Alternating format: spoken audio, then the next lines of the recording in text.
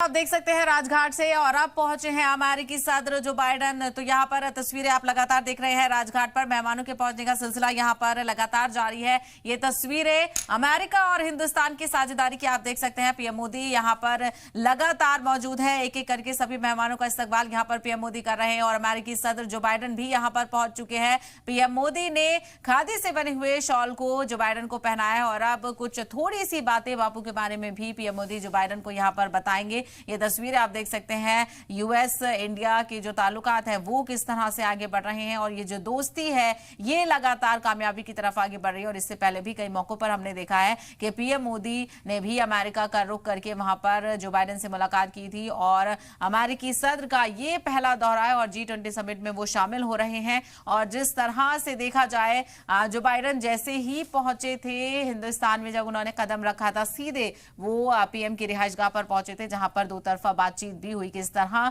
से जो ताल्लुक हैं दोनों मुल्कों के वो बहुत अहम हो जाते हैं। और ये तस्वीरें आप देखिए, अभी भी दोनों के बीच बातें चल रही हैं, दोनों गुफ्तगू करते हुए नजर आ रहे हैं। तो वहीं बैकड्रॉप जो लगाया गया है साबरमती आश्रम का, उसकी भी डिटेल्स एक एक करके सभी मेहमानों को पीएम मोदी यहाँ पर साझा करते हुए नजर आ रहे हैं। और ये तस्वीर अपने आप में कहीं ना कहीं यूएस और इंडिया की जो दोस्ती है, जो ताल्लुकात आगे लगातार बढ़ रहे हैं, देखिए